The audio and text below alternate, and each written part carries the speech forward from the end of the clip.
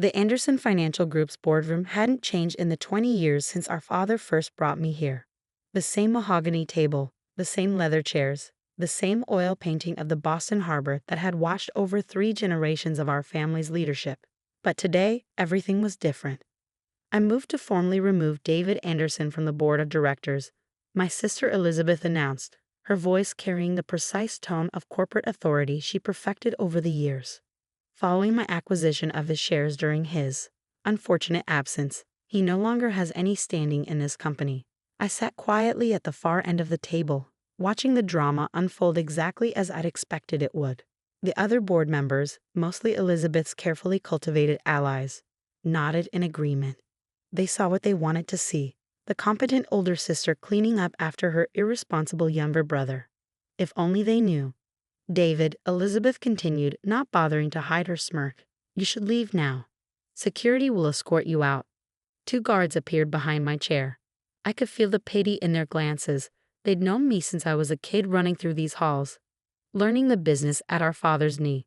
Now they were about to escort me out like a common trespasser.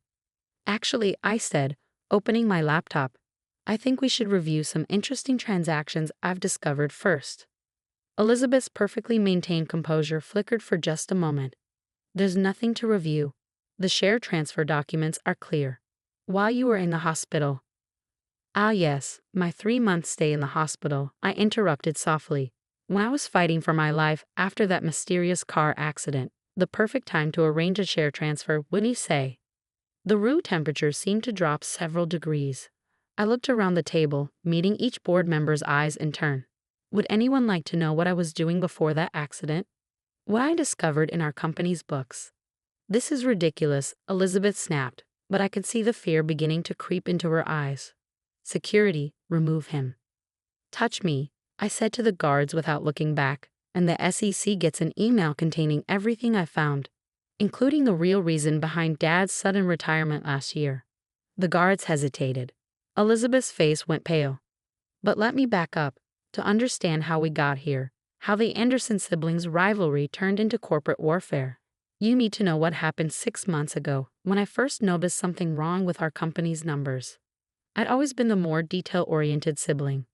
While Elizabeth focused on networking and climbing the corporate ladder, I'd immersed myself in the actual operations of Anderson Financial.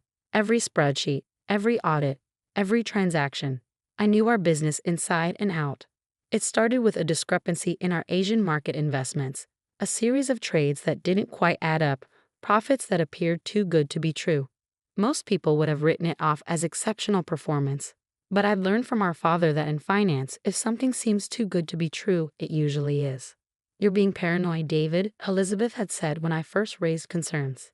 The Asian division is doing brilliantly, just because you can't match their performance in your sectors. But I kept digging. Late nights in the office, weekends poring over transaction records. The deeper I looked, the more I found. Not just accounting irregularities, but systematic fraud. Money laundering for certain clients. Tax evasion schemes disguised as investment strategies. And at the center of it all, a name that appeared too often to be coincidence. Elizabeth Anderson. I confronted our father first, showing him the evidence I'd gathered. His reaction stunned me. Leave it alone, son, he'd said, suddenly looking every one of his 70 years. Some stones are better left unturned. Dad, this is serious. Elizabeth is using our company for. I know, his interruption had been sharp, painful. Why do you think I'm retiring? The implications hit me like a physical blow. You know, you've known all along. He wouldn't meet my eyes. Your sister, she has a way of making things happen. Results that keep shareholders happy. Methods that, it's better not to look too closely. It's fraud, Dad, money laundering. Maybe worse. It's business, he'd replied warily, the kind that keeps hundreds of people employed, that funds pensions, that maintains our family's position. I'd left his office that day with my world shaken. The father I'd idolized, the moral compass who'd taught me about business ethics, was choosing to look the other way. But I couldn't. For the next month, I gathered evidence, created backups, established secure channels with regulatory authorities. I was careful, or so I thought. Then came the accident, a brake failure on a mountain road. 3 months in the hospital fighting for my life. And while I was unconscious, Elizabeth moved. The share transfer documents looked perfect. My signature, witnesses, notarization, all technically flawless, except I'd never signed them. Never agreed to sell my 30% stake in our family's company to my sister for a fraction of its value. By the time I was conscious enough to protest, it was too late. Elizabeth controlled 67% of Anderson Financial. Our father had mysteriously decided to enjoy his retirement in a villa in Spain, conveniently unreachable. The old David Anderson, the trusting younger brother who believed in playing by the rules, died in that hospital room. The man who emerged was different. Quieter, more patient. For 2 months after my release, I played the part they expected, the defeated sibling stripped of his birthright, nursing his wounds in exile. I sold my penthouse, moved into a modest apartment, started making noise about exploring other opportunities. Elizabeth relaxed. Her perfect coupe seemed complete. But she'd forgotten something crucial about me.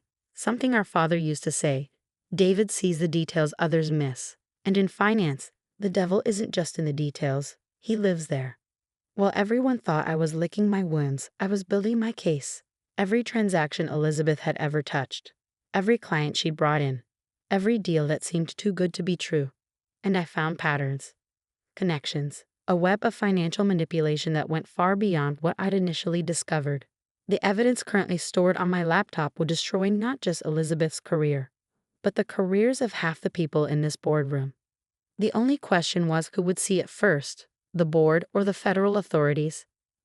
Now, sitting at the end of that mahogany table, watching my sister's composure crack, I almost felt sorry for her. Almost. Would anyone like to see what I found? I asked the room quietly, or should we discuss how this plays out? Elizabeth's lawyer started to speak, but she silenced him with a sharp gesture. She knew me well enough to recognize the tone in my voice. The same tone I used when we were kids, and I caught her in a lie. "What do you want?" she asked, her voice barely a whisper. I smiled, thinking of all the nights I'd spent building my case, of the pain during physical therapy, of our father's betrayal. Want? Dear sister, I don't want anything. I opened my laptop screen. I just think it's time for the truth to come out. All of it. And then I began to show them exactly what I'd discovered. The boardroom's tension could have been cut with a knife as I connected my laptop to the presentation screen. Elizabeth remained frozen in her chair, her usual confidence replaced by barely concealed panic. Let's start with the Preston Holdings acquisition. I began, pulling up a series of transaction records. On paper, it looked like a masterful deal. Elizabeth acquired a $500 million company for just $300 million. The board celebrated her negotiating skills. I clicked to the next slide. But here's what really happened. Preston Holdings was never worth $500 million. The valuation was artificially inflated through a series of fake contracts and phantom clients, all created by shell companies that coincidentally traced back to a certain law firm in the Cayman Islands. This is nonsense, Elizabeth interrupted, but her voice lacked conviction. Is it? I pulled up another document. This is the registration paperwork for Ocean Vista Limited, the main shell company. Notice the founding partner's signature. Look familiar, Elizabeth?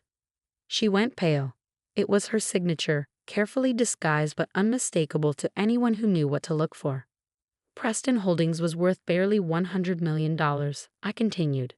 But Elizabeth arranged for Anderson Financial to pay $300 million, with the excess $200 million flowing through those shell companies and back to.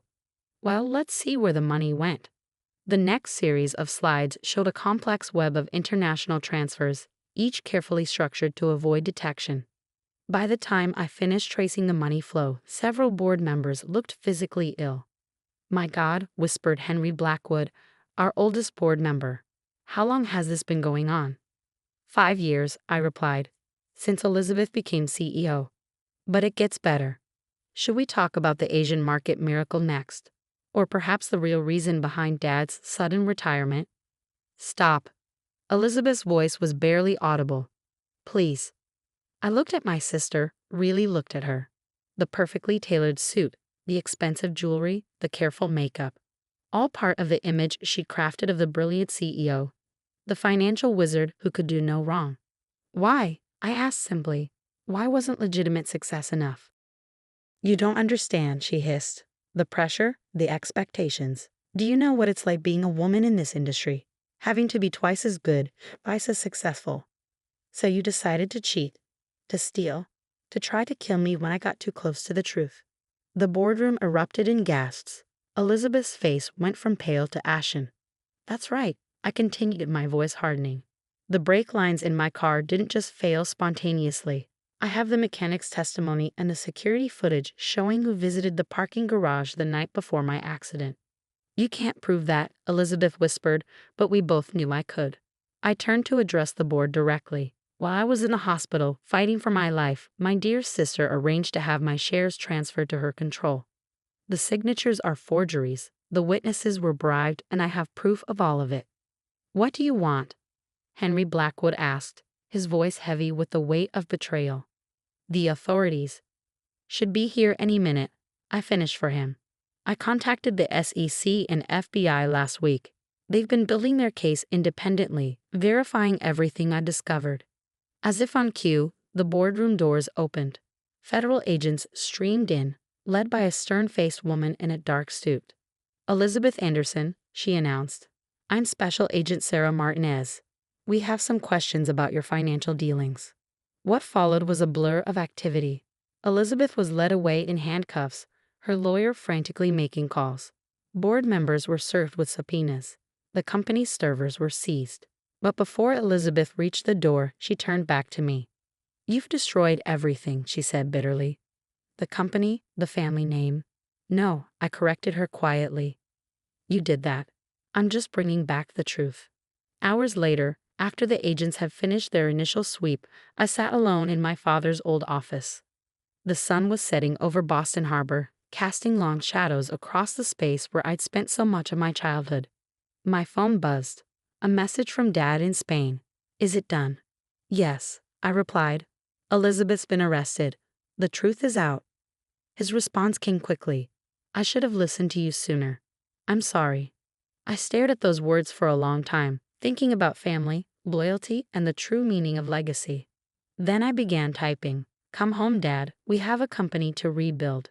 The next few months were a whirlwind of change. Elizabeth pleaded guilty to multiple federal charges, accepting a 15-year sentence rather than face a public trial.